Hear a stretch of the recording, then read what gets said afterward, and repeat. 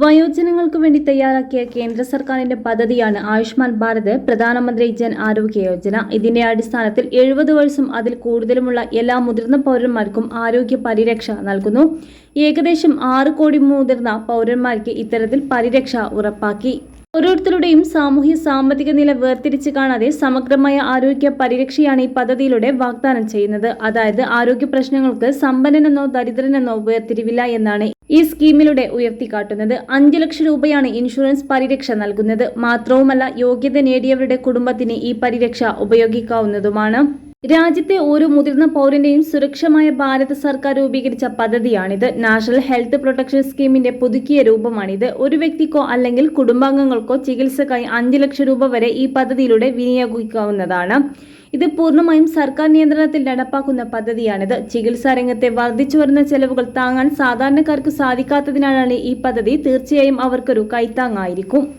പരിശോധനയ്ക്കോ ചികിത്സക്കോ വേണ്ടി ആശുപത്രിയിൽ പ്രവേശിക്കപ്പെടുന്നതിന് മുമ്പുള്ള 3 ദിവസത്തെ ചെലവും കൂടാതെ ആശുപത്രി വാസത്തിന് ശേഷമുള്ള 15 ദിവസത്തെ ചെലവും പരിരക്ഷയിൽ ഉൾപ്പെടുന്നു.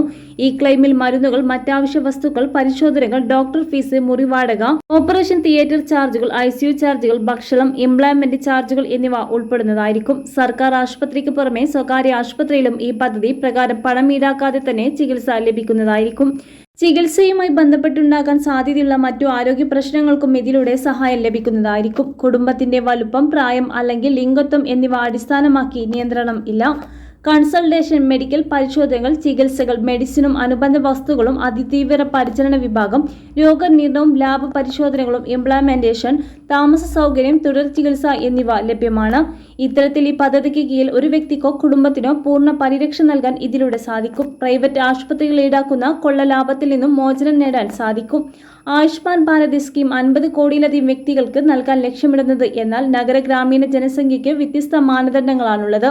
അർബൻ ഏരിയയിലെ ഗാർഹിക തൊഴിലാളികൾ, വഴിയോര കച്ചവടക്കാർ, നിർമ്മാണ തൊഴിലാളികൾ, തൂപ്പുകാർ, ശുചീകരണ തൊഴിലാളികൾ, വീട്ടുജോലിക്കാർ, തയ്യൽക്കാർ തുടങ്ങിയ മേഖലകളിലെല്ലാം ജോലി ചെയ്യുന്നവർക്കും ഈ പരിരക്ഷ ഉറപ്പുവരുത്തുന്നു. കൂടുതൽ സർക്കാർ അറിയിപ്പുകൾക്ക് വേണ്ടി നമ്മുടെ ഈ ചാനൽ സബ്സ്ക്രൈബ് ചെയ്ത് സപ്പോർട്ട് കൊടുത്തരുക.